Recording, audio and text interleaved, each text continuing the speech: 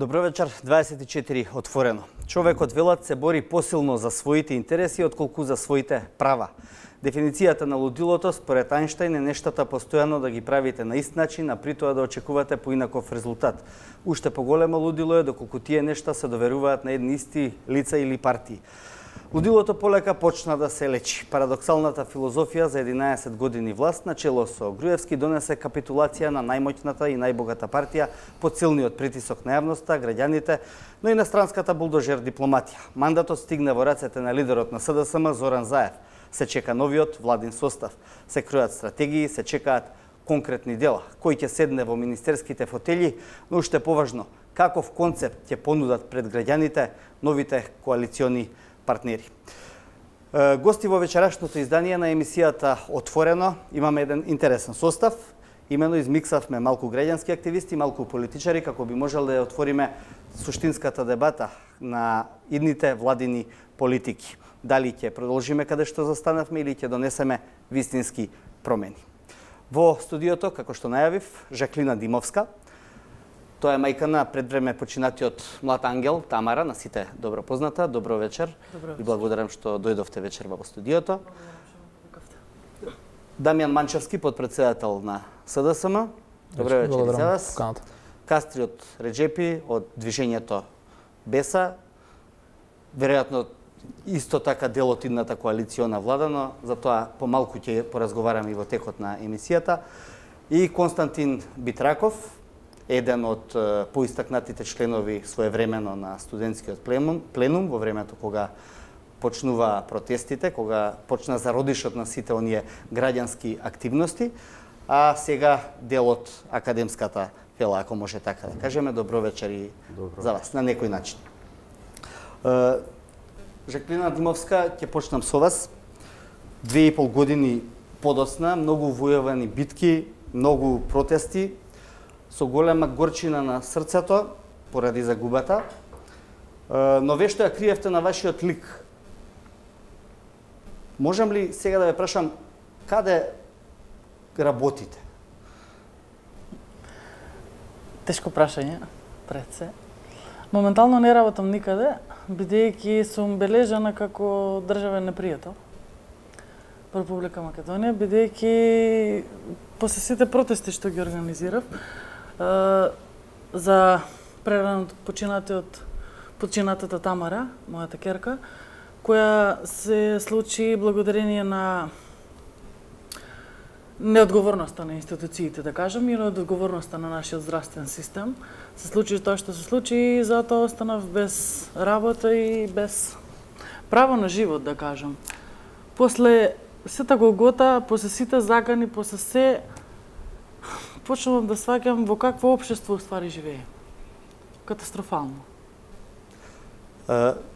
Значи ли тоа дека вашата битка всушност, освен она што го гледавме на екраните или тие што учествува на протестите што го гледаа тоа, имаше и сосема друга и друга приказна. Вие цело време се соочувавте и со екзистенцијален проблем. Да. Се соочувавме, останавме без работа благодарение на тоа што излегов. Бев толку храбра да излезам и да се соочам, да им покажам на целата јавност што уствари се случува во нашето здравство. И бев соочена со отказ од работа, бев соочена со многу закани, со многу, да ги кажам, неубави нешта кои не би сакала толку многу да ги коментирам, бидејќи навистина се лоши и јас се борам за правата на децата со посебни потреби.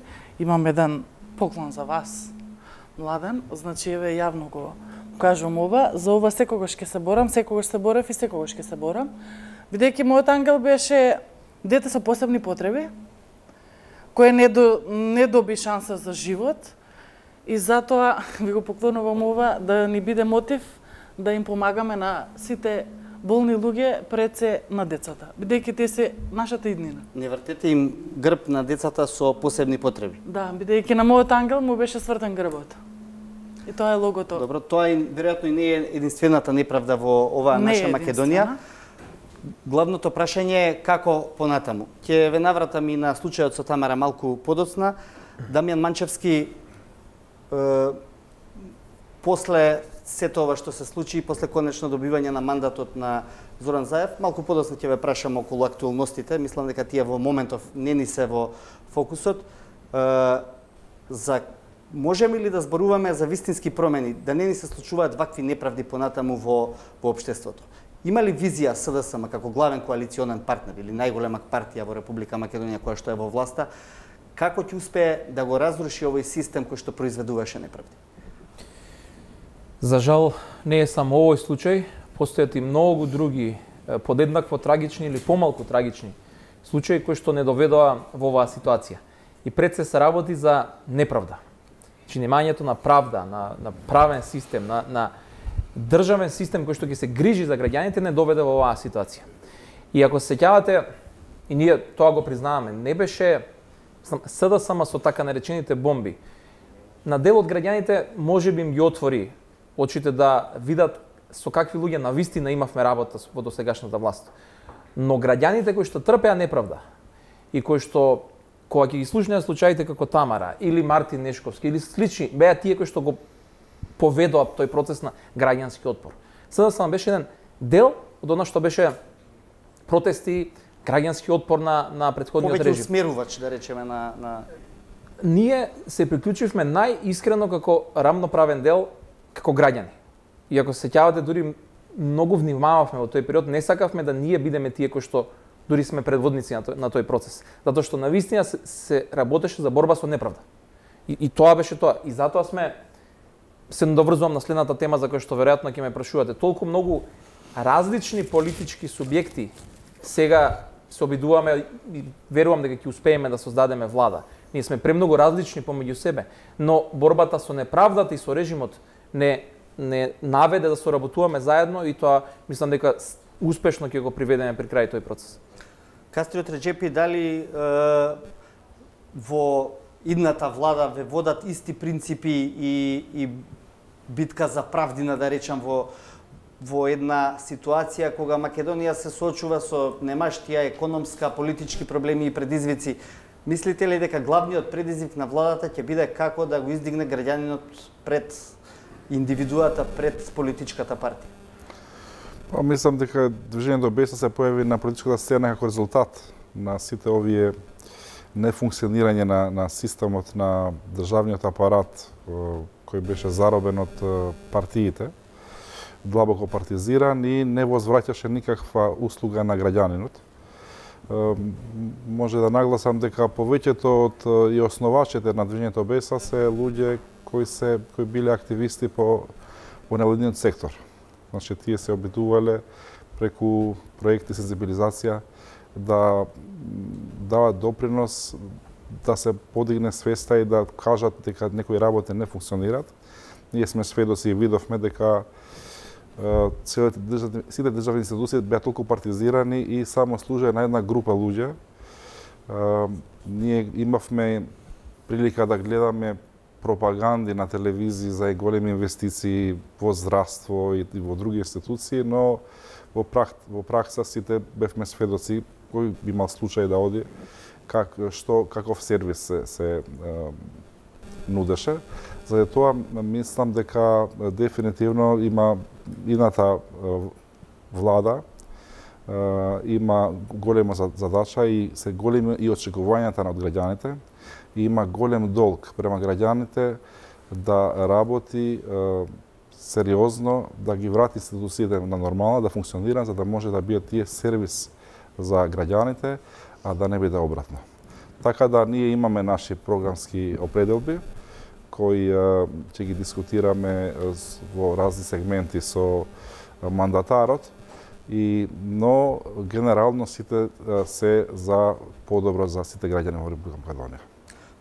Константин Битраков, борбата за квалитетно високо образование, така почна студентските протести, прерасна во тоа движење на студентите кое подоцна мислам дека ги следеше сите случувања на некој начин.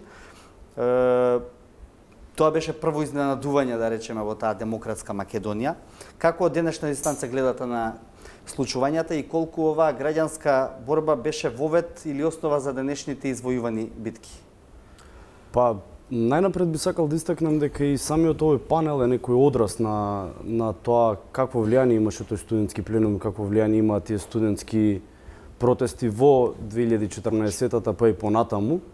И всушност самиот факт што овде на денешниот панел нема само политичари, туку има и граѓански активисти, еве јас како некогашен представник на студентскиот пленум седам овде, е доволен показател дека тој пленум имал навистина сериозно влијание. Пред се тоа беше, да не речам, најмасовното движење во независна Македонија до тогаш, до 2014 година. И доколку се сеќавате оној протестен марш кој се одржа на 10 декември 2014 токму на Меѓународниот ден на човекови права, беше всушност и најмасовниот до тој момент. По тој протест, односно по тој марш на студентскиот пленум се одржи уште еден, а потоа следа и низа други граѓански движења кои можеби не се должат на студентскиот пленум во поглед на самиот факт на нивно постоење, меѓутоа дефинитивно се омасовија поради фактот што студентите се охрабрија да застанат зад нешто што веруваат. И навистина мислам дека од таму следа и сите оние големи протести кои ние ги паметиме во 2015-та, како хонорарците, така и новинарите, па потоа имаше и штрајкови на лекарската фела и така натаму. Од денешна дистанца би рекол дека можеби не е единствениот, односно дефинитивно не е единствениот, меѓутоа апсолутно клучен фактор беше тој пленум во целиот овој процес, односно во целиот овој синџир на настани кој доведе до еве конечно да речам падот на режимот предводен од Никола Груевски. Како понатаму, сега кога еве седите на иста маса со политичари, мислите ли дека после таа лекција научена дека граѓаните се носители на власт, секоја една власт ќе има проблем ако одстапи од зацртаните принципи, вредности па и ветувања?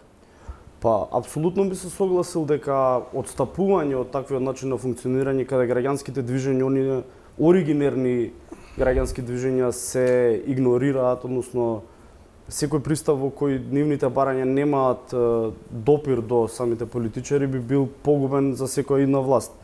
Во таа смисла, навистина ми е драго што денес делиме панел со представници на две политички партии од она парламентарно мнозинство и навистина ми е жал што и ДУИ како политичка партија не се представени тука како би можеле да го продискутираме ова прашање на еден отворен начин. Дали и идната влада или без разлика на тоа кој се учествува во владата, дали идното парламентарно мнозинство ќе има отвореност, односно ќе има еден слух за граѓанските движења, без разлика дали станува збор за онакво како студентскиот пленум, нели програмско ориентирано, насочено само кон високото образование или пак пошироки граѓански, меѓутоа сепак исклучиво граѓански движења. Како што рековте, јас сметам, а и верувам дека и голем број граѓани би се согласиле дека тие се токму јадрото на плурализмот во денешно време, особено во Република Македонија, во која долго време партиите работеа на еден нетранспарентен, да речам, и затворен начин за сите. Само да споменам дека ДУИ беа поканети на вечерашната дебата. Тие сепак на крајот не успеа да најдат представник кој што би дошол вечерва и не замолија да го пренесеме нивното извинување поради тоа што не се присутни на дебатата. Чисто како одговори на твоите дилеми зошто ДУИ вечерва не се присутни, сепак тоа беше нивна одлука. Манчевски, составот на новата влада веќе се токми, претпоставувам, преговорите се во полнек. Кога можеме да очекуваме да има влада според најновите сознанија? Еве вчера имавте средба и со БЕСА, утре со ДУИ.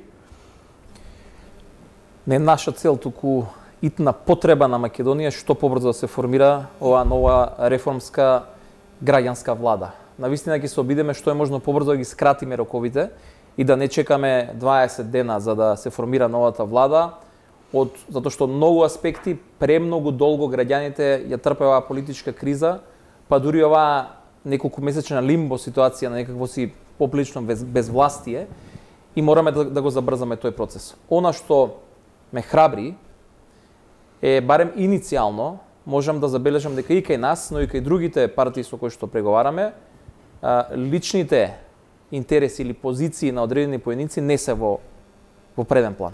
И навистина се разговара принципиелно искрено. до каде, колку ќе успееме и со кого да се договориме, се уште е прерано да кажеме, затоа што верувајте, во ова време кога председателот Зоран Заев немаше мандат, имавме сите заедно друга поважна работа да извојуваме битката за да го добиеме мандатот, а се работеше напорно на таа тема и не се преговараше околу позиции. Но навистина, имајќи предвид како започнуваат преговорите, сум полн со надеж дека нема да ни треба долго време за да успееме да ги затвориме. Поделени се ресорите веќе помеѓу партии? Не, се уште тоа не е дефинирано, но повторно ќе кажам, иницијалните разговори покажуваат дека постои голема флексибилност кај сите и дека никој не поаѓа од некакви си зацементирани позиции од кои што нема поместување. Така што навистина во преден план ќе бидат личните, персонални и професионални квалитети на одредени луѓе за одредена позиција. И тука имаме консензус и да се согласуваме. Тоа навистина ме охрабрува овој процес. Реджепи, ќе се согласите со оваа констатација од досегашниот тек на преговорите? Па јас мора да нагласам дека ние се уште не сме почнале преговори, значи движењето БЕСА, за разлика од некои други политички партии, овој процес за промени, за прифаќање на новото мнозинство, новата политичка реалност, конструктивно, уште од почеток, поддржавме со подписите од нашите пратерници нов мандатар да биде председателот на СДСМ, како втора политичка партија која зема повеќе пратернички места. Значи, ние не разговаравме, не баравме да преговараме за да ја даваме таа поддршка. Значи, целта беше јасна и тој процес да доаѓе до мандат, ние го поддржавме безрезервно и мислам дека тука некои други политички партии одигра улога што се различе па и месеци овој процес. Сега, од кога конечно и председателот на државата на крај направи еден потек кој требаше да го направи уште подамна, да исполни неговата обврска за давање на мандат. Вчера председателот на СДСМ беше во посета на нашето седиште, имаше средба со председателот Касами, за да се заблагодари за поддршката на процесот и да уште еднаш да објави дека он сака и БЕСА да биде дел од новата влада. Ние во меѓувреме сме припремиле екипата за разговори, имаме значи и стратегија во состојба на што ќе се разговара во тие преговори и очекуваме дека во наредните денови дека ќе бидеме контактирани и ќе ги почнеме разговорите. Ние нема да го потрошиме времето само за да прикажеме, да направиме пропаганда дека многу анализираме и дебатираме така натаму. И ние сме заинтересирани што поскоро да бидат деформирана владата и да веќе да почнат овие ветувања да бидат реализирани. Значи, веќе долго време сме во една голема криза која се подлабочува во сите сегменти. Верувам дека во текот на емисијата ќе може да зборуваме и подетално, но и елементарните... Излезна информација, ќе ве прекинам денеска, дека сте го условиле вашето учество во владата со заминување на Талат Џафери од председателското место во парламентот? Не е точната информација, значи тоа е при еден интервју на председателот во една од телевизиите. Беше објаснет процесот на гласање или не гласање на кандидатот за председател во парламентот и беше од страна на председателот Касами објаснето дека за движењето БЕСА позицијата е дека сите овие позиции целиот е да се дискутира во еден пакет, така да тоа беше интерпретирано како барање за промена. Ние мислиме дека партнерите во идната влада ќе разговарат за сите можни работи. Значи, немаме условување, но и позицијата председател на парламентот е дел на владачкиот пакет. Да, па не би било лошо да се разгледува. Па не, значи, доколку една партија веќе има една позиција, во идните разговори и во идните позиции, пошто движењето БЕСА не е битно многу за движењето БЕСА бројки и позиции, министерски така натаму, ние имаме некои принципи кои сме ги објасниле неколку пати за јавноста.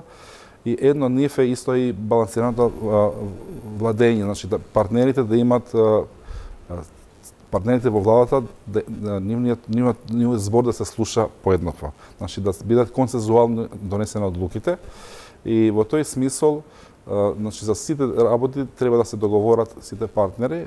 Мора сега да објаснам дека при изборот на предложувањето на господинот Талат Џафери како кандидат, тој беше како предлог од СДСМ, ДУ и Алијансата. Значи, ние не бевме дел од тој процес на консултации и заради тоа мислиме дека тоа треба да се подискутира понатаму како една целина за можна соработка понатаму во владачка коалиција. Добро, Манчевски влада до крајот на идната недела може да ја очекуваме за да го завршиме овој корпус на преговори, позиции и места, за да можеме на суштината да се... Искрено се надевам, ние знаете имаме и закажано партиски конгрес, нова раководство му истекува 4 годишниот мандат и на 27 мај СДСМ ќе го држи својот изборен конгрес, редовен изборен конгрес. Добро би било да Зоран Заев присуствува како нов премиер на државата. И тоа во секој случај ќе се обидеме, се надеваме, дали ќе успееме во тоа, времето ќе покаже. Прерано ја се каже, навистина од вчера започнаа преговорите. Димовска, повторно сега да се навратиме на она што е суштината, заради што сме вечерва граѓаните и политичарите тука во студиото. Преска кога разговаравме горе, кога опишувавте делоздравствениот систем во кој што се наоѓа Македонија, просто колку пати да го слушам, секогаш ми е одново некаков шок.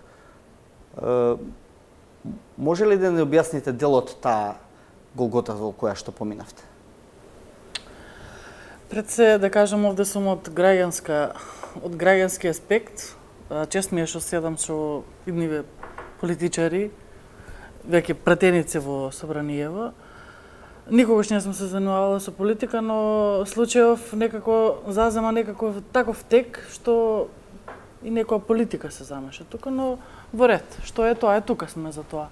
Да се навратиме на прашањето, да го опишам здравствениот систем во Република Македонија. Тоа е многу тешко да го почнам да го опишувам, да се враќам назад, но еве ќе се обидам за тие што знаете и за тие што не знаете. Значи, ние имаме здравствен систем кој функционира, и јас не сум запознат со случајот.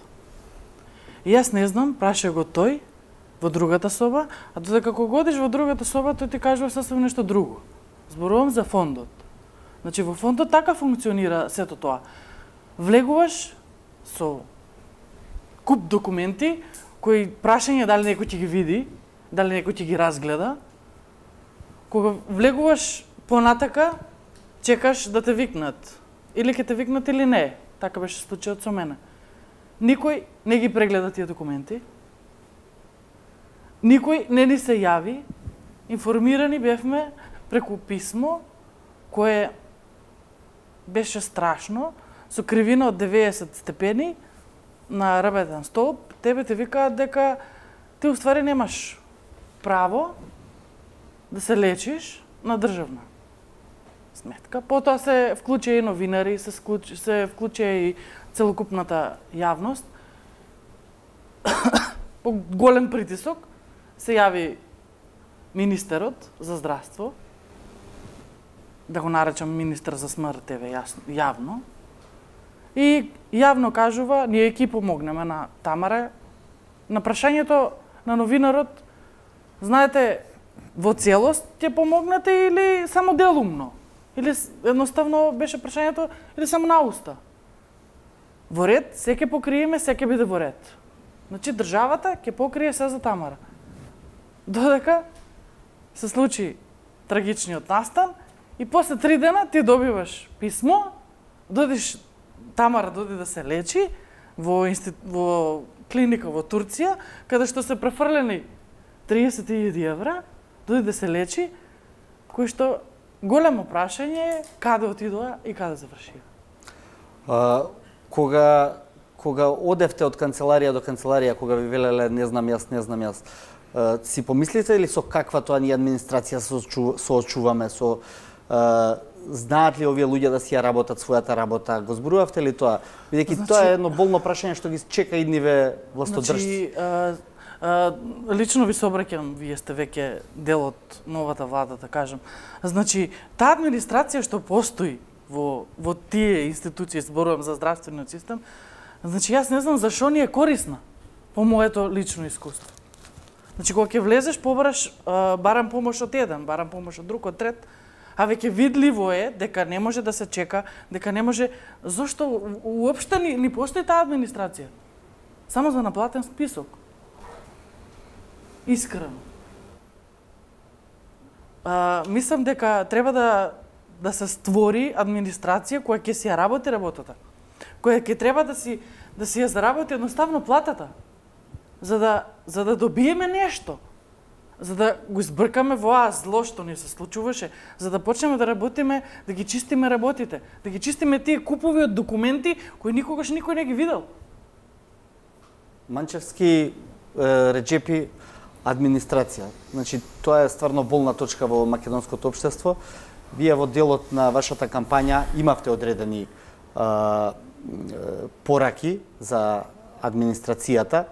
Рековте дека нема да бркате луѓе од работа. Тоа е едно од прашањата за кои што многумина се заинтересирани.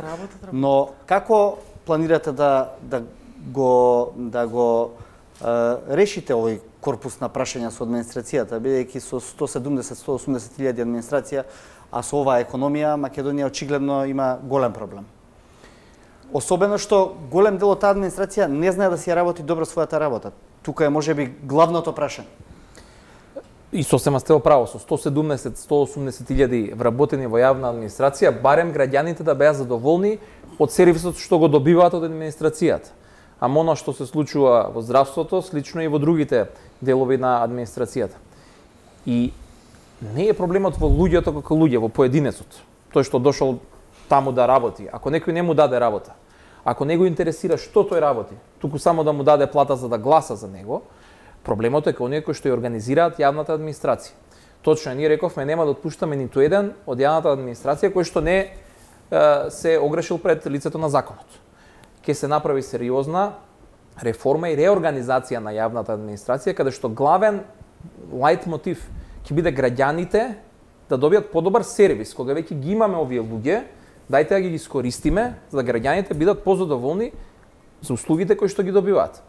Пример да не е ова решението на проблемот, но нели рековме, ќе воведеме дури втора смена и повеќе шалтери во шалтерскиот систем во различни институции, за да граѓаните имаат шанса да добијат подобар сервис од страна на јавната администрација. Дел од јавната администрација ќе биде понудена во одреден сегмент на користење и на реалниот сектор под одредени услови. Значи дел од луѓето кои што и свесни сме, се на платен список, не добива, а немаат работни задачи, ќе бидат понудени на реалниот сектор. Но она што е како тоа ќе бидат понудени на реалниот сектор? Во одреден, значи јавната администрација апсолутно се соочува со превработеност. Во одредени професии, одредени фирми, одредени струки се соочуваат со недостиг на соодветна работна снага. Доколку под одредени услови, значи ќе треба да задоволат одредени критериуми, ќе има механизам каде што кој ќе може да оди, ќе им се понуди на овие луѓе, доколку сакаат да бидат преместени во некоја од приватните фирми, зашто државата ќе покрива дел од овие трошоци. Значи и ги ставаме во функција во реалниот сектор, се намалува бројот на вработени во јавна администрација, вкупната сума пари што се одлива за администрација се намалува. Нормално не е и само ова решението. Че зборувам за сет на неколку различни мерки кои што во догледно време треба на граѓаните пред се да им дадат подобри услуги од страна на јавната администрација. Но што и сега ќе се надоврзам нешто што многу ме разочара. Пред некој ден имавме презентација на една анкета. Да не спомнам сега кој како ја правеше. Најголем дел од младите во Македонија ја гледаат својата иднина или во напуштање на државата, или во јавната администрација. Че оваа држава, оваа претходна власт, создала таква атмосфера да млади веќе нас веќе не се амбициозни. Јас кога бев во средно, не знам, во мојот клас, ретко некој имаше амбиција да работи во администрација.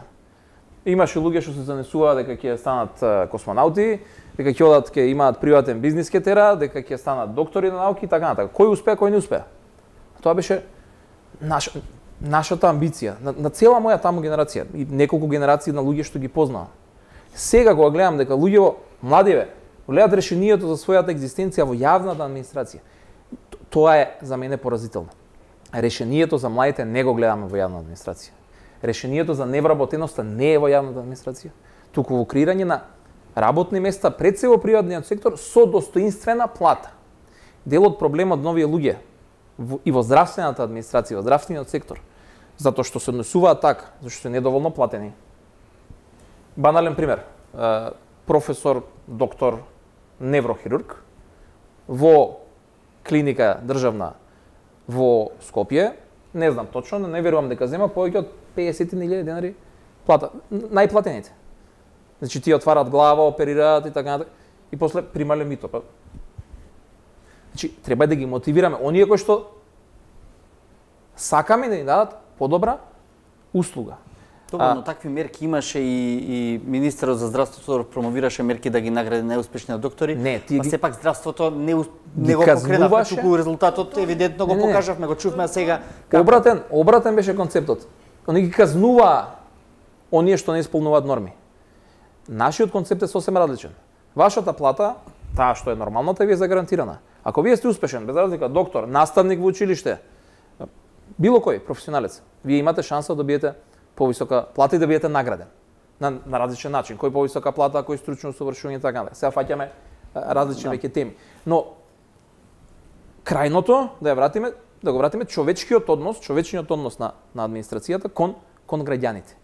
И за тоа треба сите како општество да работиме заедно. Знаете како, преку ноќ ништо нема да се смени, но еден од главните проблеми е дека ние како општество мора да станеме многу почовечни. Тоа е проблемот и со голем дел и со јавната администрација. Ние ќе воведеме мерки во различни сегменти, но ќе мора и да го смениме полека, заеднички, во соработка и со граѓанскиот сектор и со медиумите, сите чинители во општеството, начинот на кој што луѓето размислуваат во однос на решавање на своите екзистенцијални проблеми. Битраков, свесна ли е идната влада во каков рудник влегува и колку длабоко треба да копа за да може да ги доведе работите до едно посакувано, да речем, барем пристојно ниво на работа? Еве и во делот на администрацијата. Па дали е свесна новата влада, повеќе би требало да одговори веројатно новата влада. Јас можам да кажам дека се надевам дека е свесна. Еве нешто што забележа во текот на нашите разговори изминативе половина час е дека господинот Реџепи постојано го користи терминот движење беса, што мене навистина ми се допаѓа, излегува дека оној термин движење навистина добива некаква тежина. Само накусо да се навратам на претходната дискусија со вас. Кога станува збор за рудникот, како што го нарековте, во кој што се наоѓа Република Македонија, од каде што треба да ја избавиме, навистина сметам дека станува збор за еден огромен предизвик.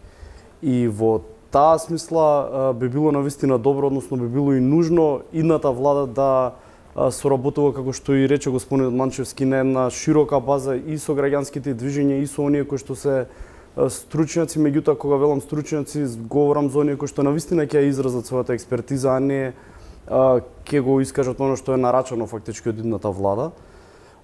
И сметам дека една од главните програмски цели тука и треба да биде образованието, со исклучок на здравството, кое што навистина е сервис кој граѓаните нужно мора да го користат. Сметам дека втората реформска цел треба да биде образованието, од каде што и произлегуваат огромен број од овие аномалии. При едно урнисано образование ние не можеме да чекаме навистина да постојат свесни млади луѓе кои што понатаму ќе прераснат и во некакви експерти.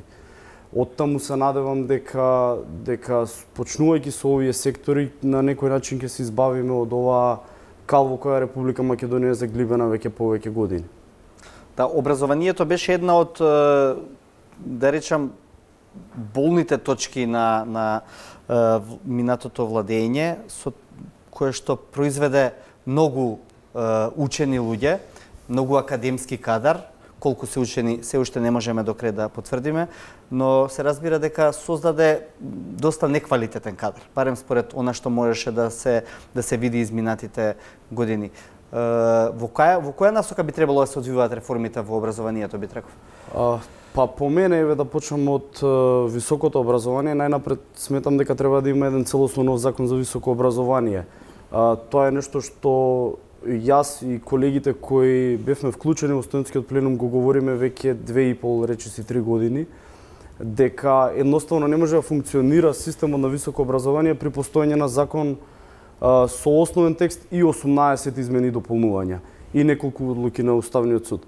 Во тој нов закон за високото образование би требало на еден навистина цврст начин да се гарантира автономијата на универзитетот и како начало таа да не биде нарушена во натамошните одредби од законот како што тоа сега е случај. Освен тоа, навистина ценам дека треба да има повеќе буџетски издатоци за образованието, бидејќи процентот на буџетски средства кои се алоцира во рамки на високото образование на сега навистина мал. Ако добро се сеќавам на некои истражување од пред 2 години, тоа беше речиси половина процент, додека во некои од земјите има и до 4 до 5% буџетски средства кои што се алоцирани во сферата на високото образование. Кога станува збор за основното и средното образование, пак сметам дека тука треба навистина да се ревидира работата на учителите, односно наставниците во прв план, бидејќи сите ние ги паметиме оние случаи и од годинава, меѓутоа и уназад неколку години, каде учениците беа злоупотребувани како политичка алатка, односно како алатка во рамките на една партија, а тоа беше ДПМН. Држава во која што ќе биде дозволено ученици да бидат натерани да одат на некакви си протести, условно наречени спонтани, навистина има проблем со својата иднина.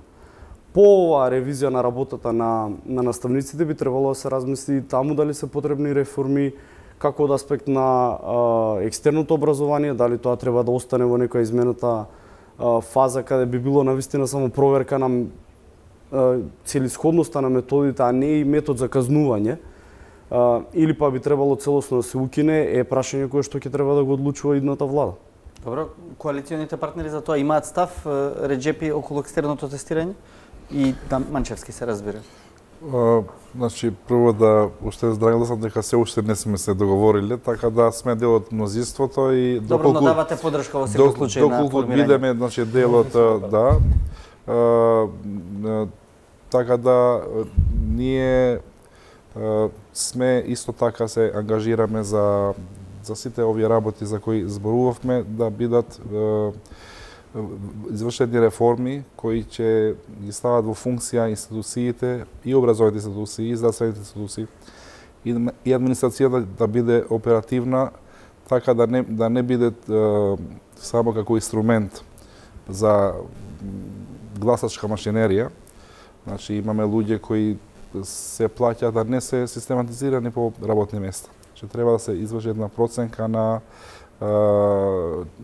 кои кадри се на располагање, да се распределат по да можете тие да го исполнат тоа за што студирале и учеле.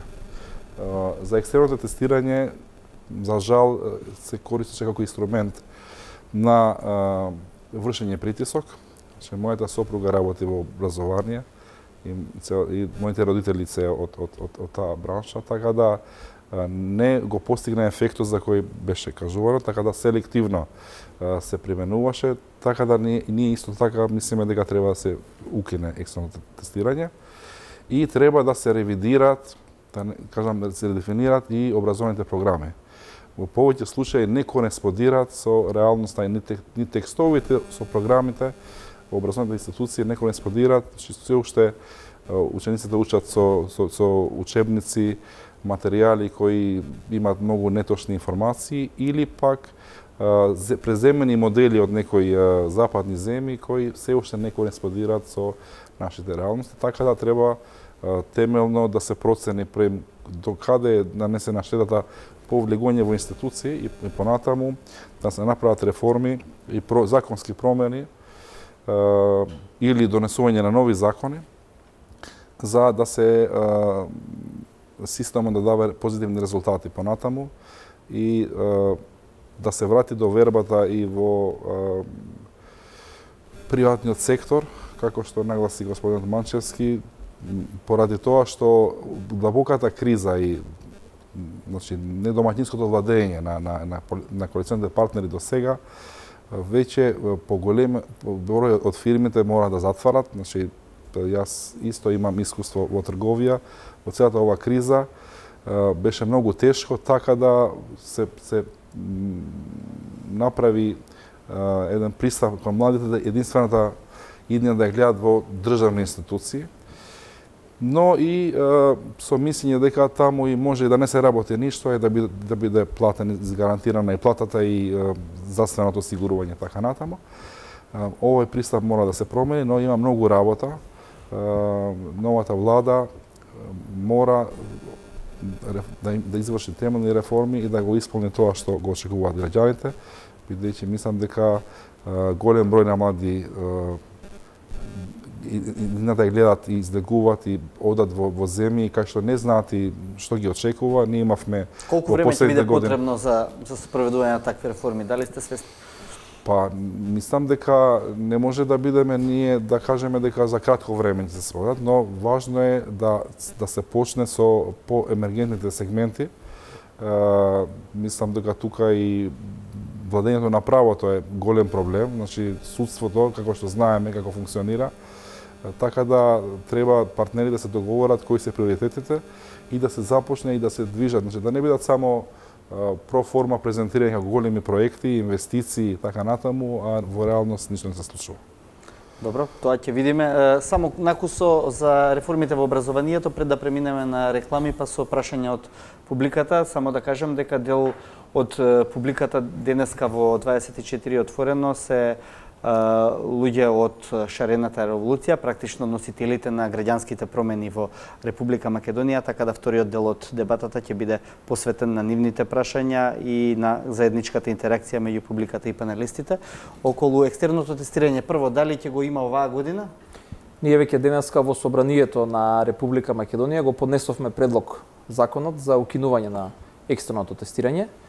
С тоа што покажуваме дека веднаш проѓаме на дела, не чекаме дури ни формирање на новата влада, туку наша цел е дури да владата, ако не биде формирана, веднаш кога ќе се формираат комисиите кои што мора да се формираат за почеток на работата на собранието, прва точка на дневниот ред, заедно на истата седница, веројатно за изборот на влада, ќе биде и законот за укинување на екстерното тестирање. Дали ветувате дека оваа година ќе нема екстерно тестирање? Тоа зависи од роковите, но веќе СДСМ како партија излезе со алтернативно решение во кое што се вели дека тоа и доколку биде спроведено, дека оценките нема да се запишуваат никаде, тоа и веќе не влијае на просекот на учениците, но се впишува во свидетелството, нема да биде впишано ниту во свидетелството, така да граѓаните да бидат релаксирани дека оваа година и да го има, а јас верувам дека ќе успееме да го нема, екстерното тестирање нема да биде стрес за никого. Што се однесува до делот на реформите во образованието. Да, огромна задача пред нас. И тоа знаете како, ако мислевме дека нешто е невозможно, никош немаше да влегуваме во оваа работа. Ќе ве вратам само февруари 2015 година, кога почнувавме со бомбите, колку невозможно изгледаше ова денес. Пред огромна планина се наоѓаме, ама тргнуваме, ја качуваме и заедно со сите верувам дека ќе успееме да искачиме. Ќе успееме само, пак се враќам на нешто веројатно после ќе биде тема на разговор, ако заедно ги носиме одлуките и со граѓаните и со граѓанскиот сектор, кои што секогаш ќе бидат консултирани за било која реформа и во собранието на комисиските расправи, редовно се обврзавме и во програмата и ги повикуваме соодветните реални професионални граѓански здруженија и во владата каде што ќе се носат одлуките. Апсолутно инклузивен процес на вклученост на сите чинители и вклучително тоа е концептот на формирање на новата влада, што поголем број на представници, на што поголем број граѓани да бидат дел на новата влада. Деполитизацијата на општеството и на образовниот систем, пак ќе кажам, е дел од решението за сите реформи, па вклучително и за оние во образованието. Ако ние ги ослободиме од притисоци наставниците, дека не треба да одат на партиски митинзи, дека никој нема да им бара списоци за гласање, дека нема да се вработуваат според партиска книжка, но и да им го зголемиме и нивните плати. Не може да очекувате дека наставник кој што прима 12 или 14.000 денари во основното образование ќе биде многу мотивиран да го учи вашето дете, нашето, било кое. Значи, мора на овие луѓе да им даеме соодветна мотивација за професионално да се надградуваат самите себе, да бидат мотивирани да работат својата работа. Значи, комплексна, неколку на разни прашања, меѓутоа пак ќе кажам.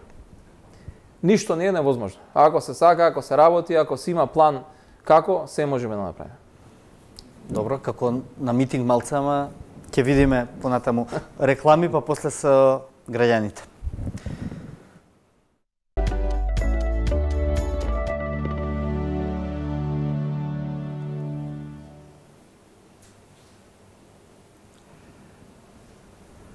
Шарената револуција се роди лани, тоа беше околу април, кога председателот Иванов донесе одлука за аболицирање на 56 лица, главно политичари, но и други соработници кои што учествувале во нелегални активности, барем според она што беше тогаш наведено, и сите тие лица беа опфатени со истрагите на СЈО. Шарената револуција една година потоа е синонимна за една борба која што прикажа и донесе поинакви вредности и прикажа и донесе поинаков начин на делување. Само накусо да видиме како тоа изгледаше. Јавно изразеното незадоволство од владините политики прерасна во вистинско граѓанско движење. 2016-та беше година на шарената револуција. Протестот кој започна по убиството на Мартин Нешковски на изборната ноќ во 2011 година подоцна прерасна во движење под името Протестирам, а еволуираше во шарена револуција во Македонија. Годината започна со оставката на премиерот Никола Груевски. Продолжи со затворањето на границата за бегалците, а несомнено настан кој даде белег на годината беше шарената револуција. Кризата почнува да завршува во овој момент. Одлучив да се стави крај на оваа агонија, порача председателот Ѓорѓе Иванов во обраќањето до граѓаните од својата резиденција на 12 април во 2016-та, најавувајќи ја одлуката да прогласи аболиција за сите политичари и нивни соработници против кои се водеа постапки од СЈО. Ова го разбори револтот кај граѓаните. Потегот предизвика жестока меѓународна осуда и протести на шарената револуција, кои обединија граѓани, студенти, невладини организации, активисти за човекови права. Протестите символично во знак на поддршка почнуваа пред зградата на специјалното јавно обвинителство, а завршуваа пред парламентот. Иако одлуката беше повлечена неполни 2 месеци подоцна, Иванов предизвика шок и револт во домашната и меѓународната јавност. И тогаш и во деновите кои следеа, председателот тврдеше дека одлуката ја донел самостојно и без консултации со политичките партии. Случувањата кои претходеа на одлуката на шефот на државата го демантираа неговото делување. Уште во март 2016-та, Уставниот суд донесе одлука да укине одредби од законот за помилување, со што де факто му даде одврзани раце на председателот на државата за потегот кој уследи во април. Во меѓувреме растеше револтот и граѓанското незадоволство. Еволуираа и барањата на илјадниците млади луѓе кои секојдневно излегуваа на улиците на Скопје и во другите градови низ Македонија. Бараа правда, еднаквост, одговорност во општеството. Бараа оставки од владеачката гарнитура, но и фери демократски избори, како и повлекување на амнестијата од председателот Иванов. На протестите се слушаа бомбите кои ги објави СДСМ. Демонстрантите на полицајците често им даруваа ружи. Се боеа фасадите на Порта Македонија, со катапулт беше обоена владата, парламентот, Министерството за правда. На 27 мај Иванов се обиде со делумно повлекување на одлуката да ги смири тензиите, но одлуката беше експресно отфрлена и од домашната и од меѓународната заедница. На 6 јуни Иванов целосно ја повлече аболицијата преку соопштение од неговиот кабинет, во кое и понатаму тврдеше дека ова било вистинска одлука која ќе придонесе за национално помирување. Она што веројатно не сакајќи му успеа на шефот на државата, освен да ја обедини меѓународната заедница против него, е и обединувањето на македонските граѓани во борбата против криминалот и корупцијата во знакот на шарената револуција. Да, дел од експонентите на шарената револуција се тука во студиото на телевизија 24. Тука е доволно шарено, нема потреба да фарбаме? Мислам дека е доволно шарено. Покрај нас вака сите. Добро, боите ви се спремни за некоја друга прилика за нешто или заврши шарената револуција?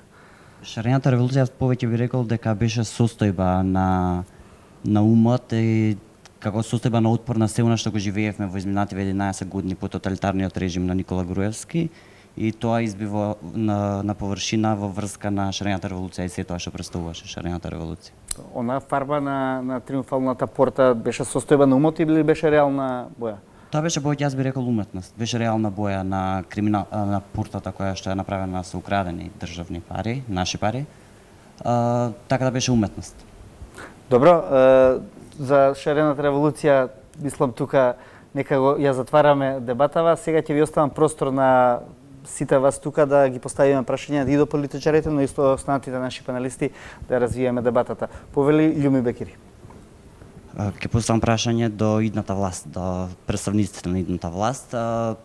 Бидејќи режимот на Никола Груевски веќе се заминува после 11 години и покрај целосното руинирано општество, ни остануваат и символите на режимот кои исто така беа мета на шарената револуција, а тоа е криминалниот проект Скопје 2014, кој што веројатно е штетен по повеќе аспекти, но најмногу би рекол дека е штетен по финансискиот аспект како криминален, исто така по идентитетско-културолошкиот аспект и по естетско-уметничкиот аспект. И моето прашање е што правиме со обележјата на Скопје 2014?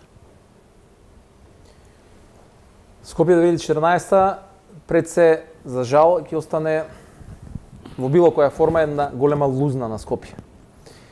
Но Скопје 2014, како што и самите кажавте, пред се значи огромен криминал. Над, според нашите пресметки, 700 милиони евра се потрошени на спомениците, музеите и другите објекти од овој проект. За жал, веројатно и Тамара денеска ќе беше со нас, доколку власта мал дел, односно од овие пари, решеше да наместо да ги потроши за споменици и музеи, да ги даде за поквалитетна здравствена услуга или за лечење на граѓаните и голем број на други луѓе. Исправени сме и ние самите пред една голема дилема.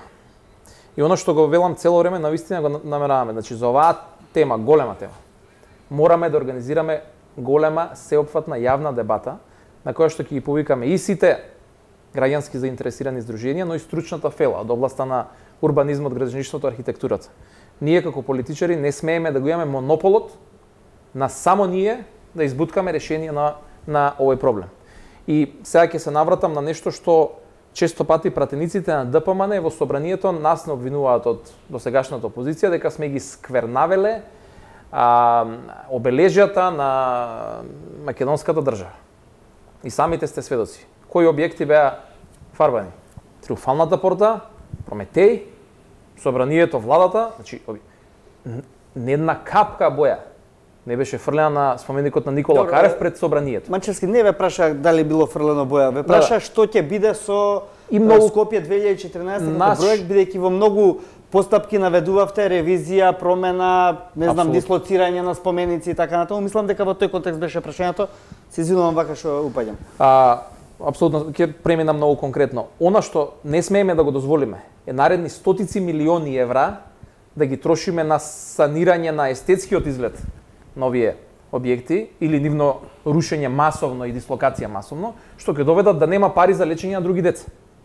Апсолутно, да, треба дел од спомениците, имаме веќе некаков предлог, но ќе го дискутираме на широк јавен форум, кои што би биле дислоцирани. Дел од објектите имаме предлог и кои ќе бидат со друга поинаква функција, ќе бидат дадени на користење за стартап бизнис центри, на граѓанските организации, студентски домови кои што фалат. Значи, можеме да им дадеме сосема нова функција и на таков начин, за различни методи, за различни објекти, да дојдеме до нешто што пред се ќе биде ставено во функција на граѓаните.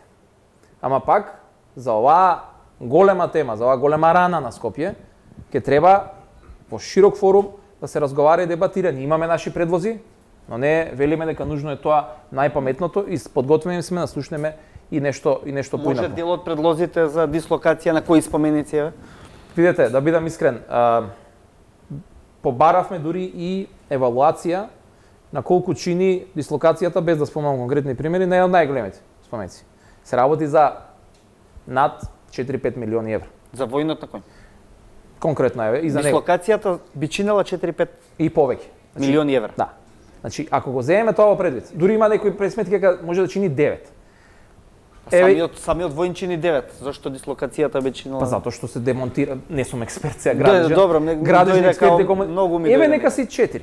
Добро. Дали вреди да ги дадеме 4 милиони евра за дислокација на војнот на конј, или за 4 милиона евра можеме да изградиме 2 нови училишта. И ние сме исправени пред студентски домови. И два студентски. И ние сме исправени пред истата дилема и навистина сакаме да чуеме различни мислења и да бидам искрен, мислењата околу Скопје 2014 во македонското општество, за жал, по моје мислење, се поделени. Има луѓе кои што дава и поддршка на одредени проекти. Значи затоа треба во многу поширок круг ова да го дебатираме и да го дискутираме. Сосема спротивна е нашиот пристап од она што беше пристапот на сегашната власт. Нема да ги исклучуваме. Дури ни нив како една опозиција. Ке дебатираме и ке сакаме да вклучени во одредени решенија кои што треба да значат и национален консензус на некои големи прашања. Добро, може да се вклучат и другите панелисти, бидејќи прашањето наистина е интересно. Колку би чинело ако се дислоцира споменик, колку би чинело ако се ставаат нови фасади, значи барокот останува во суштина. Битраков? И Реджепи исто. Еве, јас би се надоврзал на тоа што кажа господинот Манчевски во она смисла дека доколку дислоцирањето на тие споменици или на тие објекти или на фасадите на постоечките објекти навистина чини премногу, зашто јас не би можел ништо да спомнам во овој момент, би сметал, и тоа ова е само моје лично мислење, дека тоа може да се остави за понатаму, односно и за војнината, може би постабилизирањето на нашата економија која навистина е урнисана. Во овој момент кога тушеви немаат студентите, меѓутоа имаа палмите, кои што и во секој случај понатаму изумреа, сметам дека тоа би било еден од приоритетите. Би бил исто така приоритет и реновирањето на некои од главните клинички центри, и училиштата и слични објекти кои што се стратешки за граѓаните. А самото дислоцирање, мислам дека, иако навистина ставува збор за символ на едно насилие, односно насилничко владење, би можело да остане како понатамошен проект, односно иден проект при стабилизирањето на самата една влада и економијата. Само мало на дополнување, се многу кратко. Не велиме дека сите фасади остануваат, не велиме се останува. Навистина и ние сметаме дека постои потреба, дури символично, неколку од овие големи символи на Скопје 2014 сепак да добијат промена или барем да се врати нивниот лик во првобитната состојба, како начин на исправување барем дел на чувствата на граѓаните. Добро, Реджепи, вашиот став и се разбира Димовска. Проектот Скопје 2014 би го опишал со кажувањето дека немаме за леба трошиме на чоколада. Тоа што може да го кажам дека Движењето без се залага дека веќе нема да има вакви проекти на наменско трошење на народните пари. За жал, значи се потроши во еден проект огромни суми, а блиску до центарот на градот имаме ние населби кај што при најмал дожд им се поплавуваат куќите на граѓаните бидејќи немаат канализација. Така да има кај да се намести се трошат народните пари.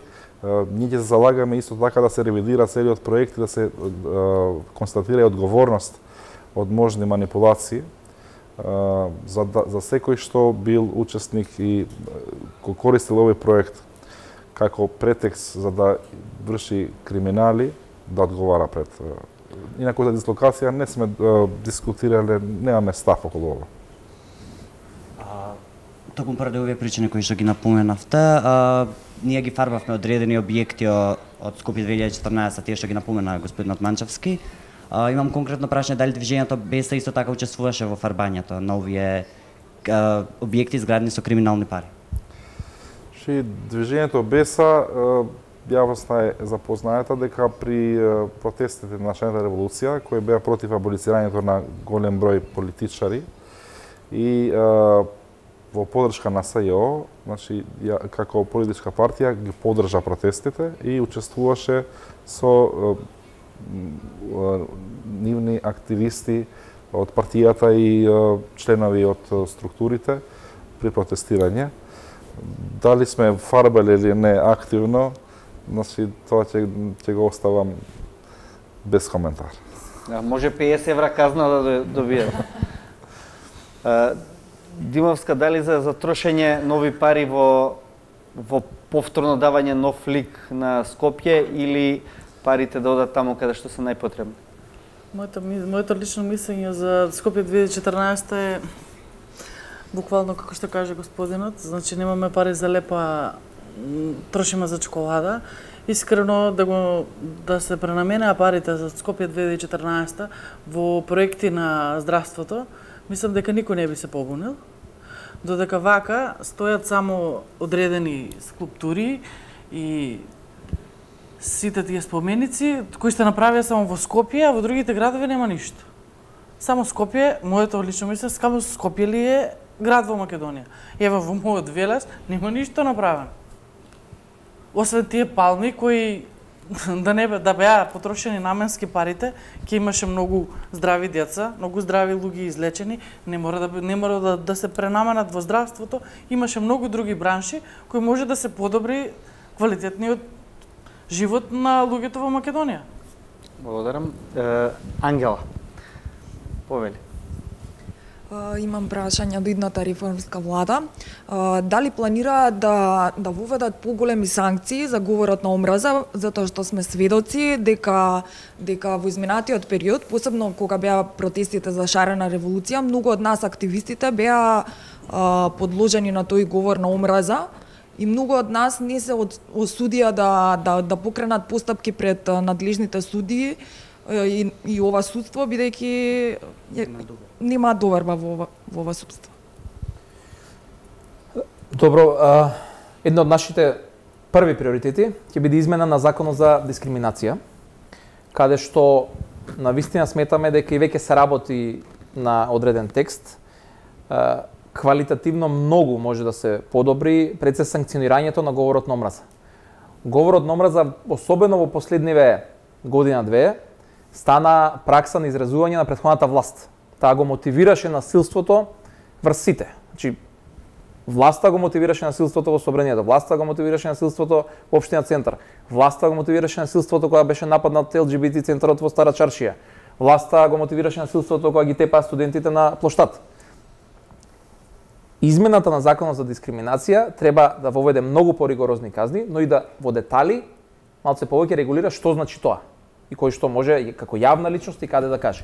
Втората работа што ја планираме е сериозна реформа на Комисијата за борба против дискриминацијата. Навистина во оваа комисија мора да влезат луѓе експерти, но пред се представници на граѓанскиот сектор кои што ќе се борат вистински против говорот на омраза и дискриминација. Сега во оваа комисија членуваат луѓе кои што беа промотори на овој говор. Трета работа која што ја планираме во овој сегмент е малку да работиме на повеќето едукација, информативен процес на судиите во судовите кои што решаваат во однос на случаите на говор на омраза и насилство. Голем дел од овие дела, насилство како резултат на говор на омраза или дискриминација, се процесуираат. Значи, имаме идентификуван осомничен, се носат пред суд и така натака, но судијата пресудува за многу полесно дело отколку насилство или многу потешки повреди што се случуваат при за жал при овие случаи. Значи, се работи за склоп на неколку работи кои што за оваа работа верувам во релативно многу брзо време ќе дадат голема квалитативна разлика. Валјдон, повели. 30 јуни истекува мандатот на СЈО.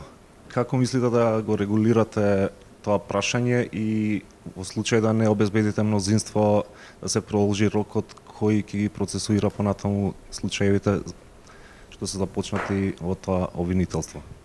Ајде одиме сега прво со Реджепи, бидејќи всушност вие сте еден од главните поддржувачи на СЈО, нели? Значи ние при ескалирање на кризата издеговме со платформа наречена редефинирање кој имаше поставено неколку чекори точки како до излез на криза. Една од првите беше формирање на специјално јавно обвинителство. Исто така баравме да се оформи специјално оделение на судот и ние мило што ова сугестија и барање беше прифатено и при преговорите оваа институција беше основана. И СЈО има безрезервна поддршка од движењето БЕСА и ќе се залагаме да веќе да биде едно од приоритетите продолжување на мандатот, усвојување на законот за заштитени сведоци и сите други инструменти правни, лекови за непречена работа. Доколку не се успе да се продолжи мандатот, како што спомнавме и порано, реформите во судството, значи основното јавно обвинителство треба да функционира и да ја врши работата без пристрасност, така да веќе да немаме потреба ние од специјални институции, туку правото да важи за сите. Манчевски исто, бидејќи прашањето за СЈО е навистина актуелно, нема уште многу време до истекот на мандатот. Дали ЈО ќе го замени СЈО? Ние се надеваме дека сите потписници на договорот од Пржино ќе останат да стојат за своите потписи. Никој не може да докаже дека специјалното јавно обвинителство или да го негира фактот дека специјалното јавно обвинителство не работеше без сериозни обструкции од страна на институциите на системот. И затоа се бара ова продолжување на неговиот мандат. Она што е пречката сега се разбира дека за измена на овој закон потребно е двотретинско мнозинство, зашто ние не се анблок откажуваме, туку навистина ќе се обидеме да разговараме со пратениците од опозицијата да го поддржат продолжувањето на мандатот на специјалното јавно обвинителство, доколку навистина принципиелно стојат за тоа што го потпишале пред 2 години. Она што е важно е дека сите покренати обвиненија до 30 јуни ќе се процесираат низ судскиот систем. Значи никој случаите кои што се покренати до денеска и ќе се покренат до 30 јуни не може да го запре судскиот процес во однос на овие процеси. Сепак мора да бидеме спремни и свесни дека ова може да не биде возможно и секако она што го спомна и претходно говорникот е дека една од опциите е фактички превземање на случаите од специјалното јавно обвинителство и самите ресурси, се што тие работат и луѓето во рамките на основното јавно обвинителство. Се разбира, откако претходно ќе биде направена сериозна реформа на основното јавно обвинителство и особено смена на јавниот обвинител Марко Зврлевски, кој што не само според мислењето на граѓаните, туку и во сите релевантни меѓународни извештаи идентификуван како еден од главните проблеми за проблемите предизвикувачи за проблемите во нашето судство. Во обвинителството, и тоа го покажа токму СЈО, постојат луѓе, професионалци кои што се подготвени сериозно, професионално да извршуваат својата работа. Обвинителите од СЈО се фактички дел од претходно од основното јавно обвинителство, кој што покажа и докажа дека можат професионално да работат ако им се тоа дозволи. Добро, подпрашање или тука сме Исмел? Добро вечер. Дали новата реформска влада ќе дозволи министрите да работат по потреба на државата, а не на партијата? Не слушам. Уште еднаш ако сакаш постави. Дали новата реформска влада ќе дозволат министрите да работат по потреба на државата, а не на партијата? Сега ќе ви кажам нешто што имаме 11 години гледаме како работат министрите. По наредби на лидерите на партиите, а не по потреба на државата. Она што го кажав на почетокот е навистина најбитниот критериум при избор на новите министри. Кој е човекот, а не од кај доаѓа. Пак без да кажам конкретни примери, кога ги правевме пратеничките листи во нашата коалиција, дојде еден представник на политичка партија од нашата коалиција и вика колку пратенички места ќе ми дадете. Нашиот одговор беше зависи колку ќе предложите. Може да бидете едно или 17. Ако имате квалитетни предлози, не ни е важно од која партија доаѓа човекот. И еден друг има проблем. До сегашната власт функционираше, на ја тоа го викам, на принцип на наша и ваша.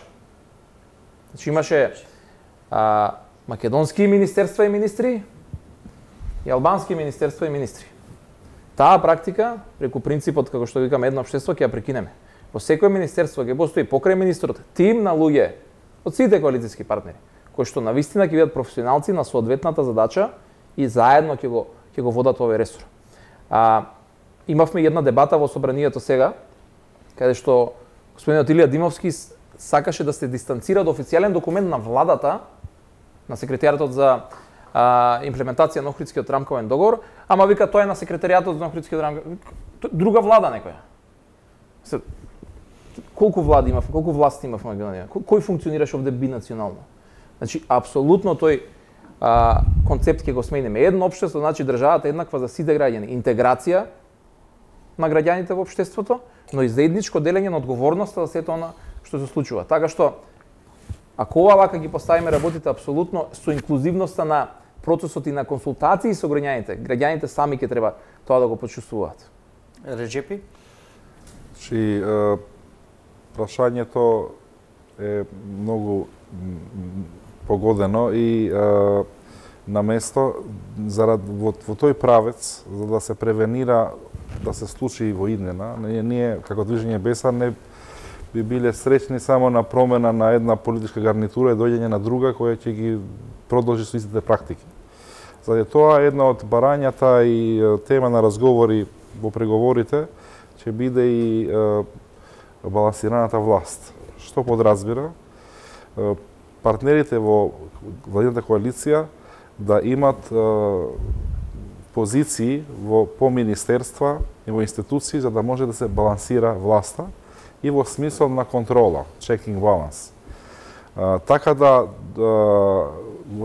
не биде како во минатото беа поделени партиски и значи немаше пристап едната партија во министерството кој беше водено од другата партија и така беше дозволено да се терат кој како сака и резултатот го знаеме. Значи со контрола помеѓу партнерите едни врз други во работата на позициите и исто така и со помошта на невладиниот сектор и на граѓаните во овој процес ќе придонесеме да функционираат институциите како што треба и да не бидат партиски институции, да бидат департизирани, да бидат професионализирани, администрацијата да биде таа што ќе ги води процесите и при промена на една влада да не се смени целиот тим, туку тие да бидат главни водители како професионалци на процесите, додека политичките позиции ќе бидат тие што ќе ги артикулираат програмските определби и така натаму. Значи тоа е една од приоритетите, департизирање и декриминализација на институциите. Ова може да го постигнеме само кога нема да дозволиме една политичка партија да има превласт врз другите и да тогаш да се движат во погрешна насока процесите. Реджепи Манчевски, само да го дополнам ова прашање. Веројатно добар дел од вашето членство очекува дека утре за утре кога ќе дојдете на власт, кога ќе ја преземете власта, дека тие треба да се вработат бидејќи 10 години можеби немале работа, можеби се мачеле, можеби тешко преживувале.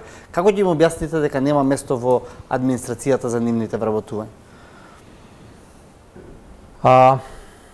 Многу од нашето членство, зборувам за СДСМ, 11 години се научија доста принципиелно да ја водат оваа борба. Согласувам, член на политичка партија е заради некаков интерес, само тоа во нормално политичко функционирање. Голем дел од нашето членство веќе навистина морам да им давам признание дека ја водеа искрено, ја водат се уште оваа борба.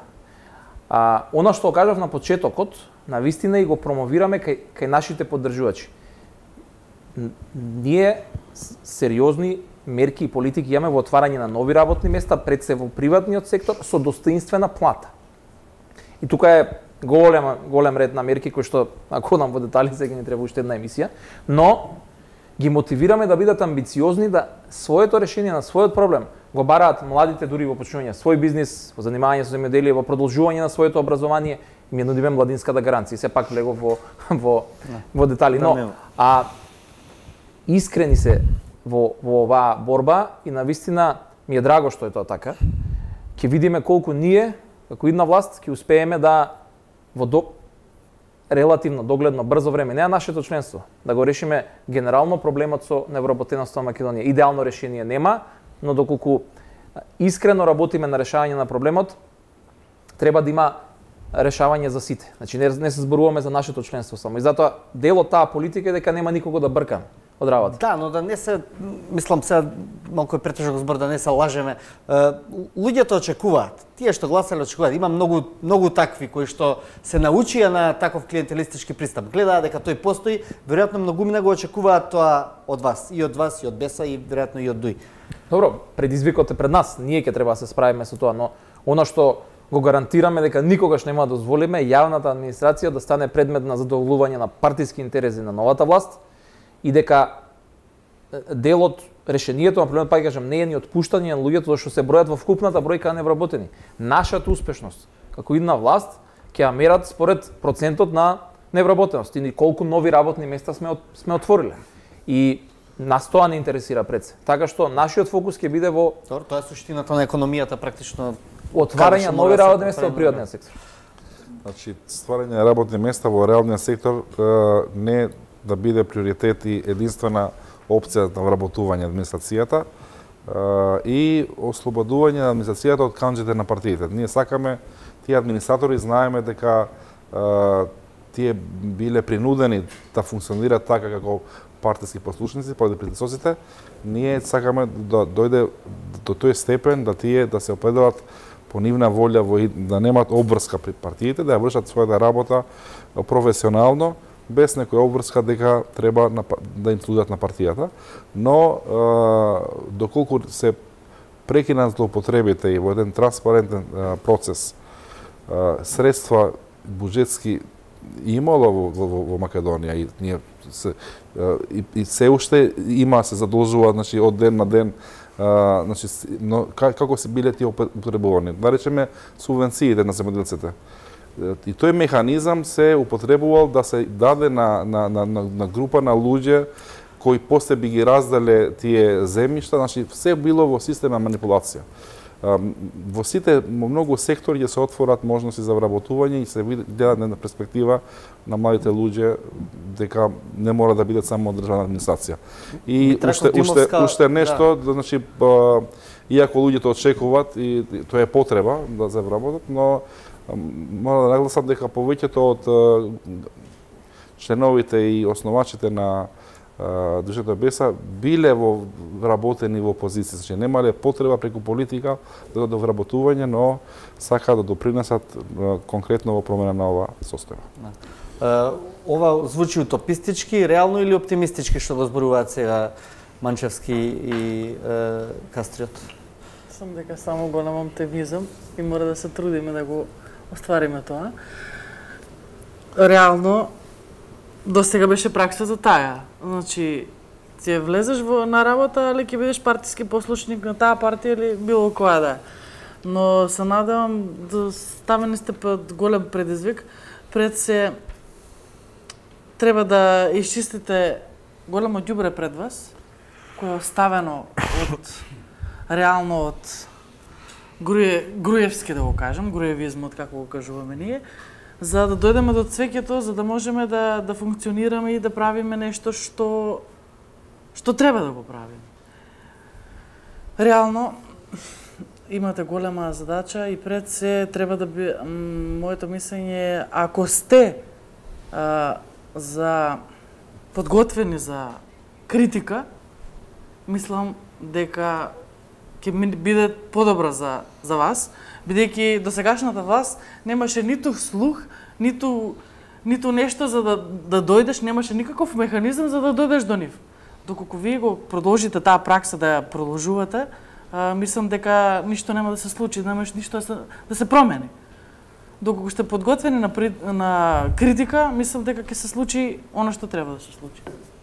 Битраков, критиката беше значајна во изминатиот период. Ќе дишете ли во врат како граѓански активисти на следната власт? Па јас би рекол апсолутно, односно тоа е нешто кое што дефинитивно ќе го прави министерот на избор за прашање. И токму и од таа причина не сакам денес на емисијава да постои некаква еуфорија, односно сум скептичен во поглед на она еуфорија дека сега во кус рок се ќе си дојде наместо. Лузните кои владењето на ДПМН во коалиција со ДУИ уште неколку партии ги остави во ова општество се толку големи што јас навистина исто како и госпоѓата Димовска не верувам дека набрзо ќе се промени и токму тука лежи нашата улога на граѓански активисти како еден коректив на секоја политика на идната власт. Во таа смисла би сакал да кажам дека навистина не би сакал никогаш повторно да ги видиме оние парадоксални ситуации во кои што од една страна полицијата не го штити собраните, од друга страна полицијата го презема улогата на насилник кога станува збор за 20 студенти и студентки. И во таа смисла јас можам да ветам дека сите оние кои што ги познавам како граѓански активисти ќе бидат навистина секој момент будни во поглед на чекорите и потезите на идната власт. Добро, тука се и членовите на Шарената револуција. Ивана, ти сакаше да поставиш прашање, но ќе ти поставам јас тебе. Ќе следите ли идната власт исто како што ја следевте претходната? Па, мислам дека ние не знаеме друг начин како млади луѓе, не се сеќаваме на време кога ни се свиѓале политиките на било која власт, така што мислам дека може, не знам, некој не се согласува со мене, но мислам дека ќе продолжиме да бидеме совесни граѓани и граѓанки најпрвен. Да го поставам прашањето сега? Ја имам прашање што се однесува до младите, значи политиките за млади. Некои би рекле јас бев среќната што доби шанса да учи и студира во странство, но јас сум една од будалите кои што одлучи да се вратат во Македонија. И последните 9 месеци сум заглавена во административните лавиринти на Министерството за образование, обидувајќи се да ги нострифицирам своите дипломи. Не можам да зборувам за човечноста на државната администрација затоа што таа не постои, а многу малку имам да кажам и за нивното образование и стручност. Би сакала, значи моментално и мојот пример не е единствен. Значи има еден куп луѓе кои што завршиле на страна и се обидуваат да ги нострифицираат тие дипломи. Тие луѓе не ги нострифицираат дипломите за да идат да работат во Америка, затоа што во Америка можат веќе да работат со тие дипломи најчесто, туку затоа што се надеваат или гледаат некоја надеж дека можат да се вратат во Македонија и да живеат во Македонија. Моментално најголемата пречка за да се врати било кој во Македонија е државата. Што ќе направи идната влада за да се вратат оние што сакаат да се вратат, да се обидат да бидат во Македонија и како да ги задржиме можеби оние кои што се веќе во Македонија, да им понудиме можност за добар живот во Македонија. Добро, мислам дека е за представниците на политичките партии пред се. Да, како покаја слица да не исполне. Кога го смислувавме слоганот за живот во Македонија, за оваа кампања, пред се лајт мотивот не беше младите да останат во Македонија. И да успееме да мотивираме некои од нашите млади или веќе во средни години кои што успеале во странство да се вратат тука. Тоа беше нашата мотивација, кога после тоа се пренесе на сите сектори и така натаму. Кој е механизмот? Различен вид на мерките. Вашиот проблем е прилично специфичен. Процесот на нострификација на дипломите е нешто со кој што и блиски мои луѓе се соочуваат како голем проблем и тука е административен проблем. Тој доколку има волја се решава брзо. Поголем проблем е ова друго, како да ги мотивираме, она што го спомнав на сите анкети, дека решението го гледаат или да побегнат надвор или во администрација, да ги задржиме овде. Дел од мерките што ги нудиме е дека за 360, например, најдобри идеи за почеток на бизнис, ќе се нудат по неповратни 10.000 евра за почеток на тој бизнис. Значи, млад човек кој што е на почетокот на својата професионална кариера, не треба да се задолжува, не треба да зема кредит да го ја ризикува својата иднина, туку ќе добие шанса од државата да успее. Пола од овие да успеат, пола да не, веќе сме успеале во нешто. Второ, веќе ја спомнав, младинската гаранција. Значи, државата ќе превземе обврска пред секој млад човек, значи секој, кој што ќе заврши со својот процес на образование, ќе каже јас веќе не учам. Или да му понуди работа, или пракса, или да продолжи со своето образование на различни начини. И ова не е нешто што ние сме го измислиле, функционира во голем број на европски држави. Уште еден пример, во делот на земјоделието. Значи, нудиме дека ќе имаат сите земјоделци бенефициран работен стаж, дека нема да плаќаат данок на добивка. Ете мотивација за еден 18-годишник од рурална средина, кој што ќе реши да не студира повеќе, да започне свој бизнис во земјоделието. Значи, ред на мерки, заедно со сериозната поддршка на домашните инвеститори што ја планираме, кои што на младите ќе треба да им отворат шанса, државата треба да им даде шанса. Дали тие ќе искористат? Некој да, некој не. И сосема е легитимно откако ќе проба барем овде, да каже јас јудам. Не бива овде. Ама државата, социјална држава, Македонија земја на сите граѓани, мора да им даде шанса на младите луѓе. Дел се само ова од работите во склоп на една сеопфатна младинска политика кој што сметаме дека ќе ги не преку ноќ, сосема е право Видрагов, но полека ги сменат и амбициите и приоритетите на младите што тие сакаат да прават во својот живот. Добро, речи. Ќе подржуваме сите мерки кои ќе створат клима и услови да младите не размислуваат за заменување. Значи, јас за поздравување вашата одлука да од странство да се вратите, да допринесете во општеството и со стварање на механизми, со реформите, со владењето на правото, со департизација на институциите, мислам дека ќе се стварат услови да има еднакви можности за сите, да не биде критериум партичката книжка за вработување и за нотификација на диплома, туку да можат сите да ја употребат знаењето и дипломите стекнати за допринос на општеството. Добро, имам едно прашање на Facebook, кое што ќе побарам пократок одговор. Што ќе се случи со сите оние неправедно осудени од страна на Сваровски судството? Што ако истите немаат на располагање докази дека неправедно се осудени? А знаеме за доста случаи кои што може да бидат подведени под графата политички и под онеправдување човекови права и така натаму. Имате ли план за ревизија на дел од судските процеси кои што изминативе 7-8 години онеправдаа многу граѓани? Апсолутно, но тоа треба да биде одлука на, како што и треба, на судските власти. А тоа ќе се случи кога ќе се случат сериозните реформи во областа на судството. И ние веќе најавме една, ова не е единствена, од големите мерки на едната влада, тоа е генерален реизбор на сите суди. И околу кој што се создаваат сега доста контроверзи, но сметаме дека доколку принципиелно сите политички чинители прифаќаат дека судството ни е на толку ниски гранки како што е, а ретко кој дури представници на ДПМН можат да го спорат тоа, и доколку навистина откако добро ќе го презентираме и во детали образложиме концептот, дека ретко кој ќе има аргумент да не се согласи со тоа. Два многу базични критериуми: кој судил по закон и дали имотната состојба му соодветствува со приходите. На крајот на денот се сведува на многу основни работи. Ако има некој проблем со ова, треба јавно да излезе да го каже. Не гледам некој што би се спротивставил на оваа работа. Но секако дека како дел од реформите ќе мора да дојде и ревизија на одредени судски процеси. Кои се тие? Навистина не сум јас тој што треба да каже, не сум стручен во таа област. Добро. Од приликата е одговорот или? Па значи е јасна определба и залагање на државното беса на расветлување на сите монтирани процеси кои како монструми така натаму. Да, но низ кои механизми? Значи прво ние се надеваме дека СЈО ќе може да продолжи со работата и да ги расветли овие случаи, пошто се предмет на прислушувани материјали. Понатаму со длабинските реформи во судството и функционирањето, мислам дека ќе треба да има ревизија и на многу случаи во кои има неправедно осудени луѓе. Добро. Тука да ги погледнеме поентите од вечерашната емисија кои ги издвоивме вечерва од страна на дескот на телевизија 24.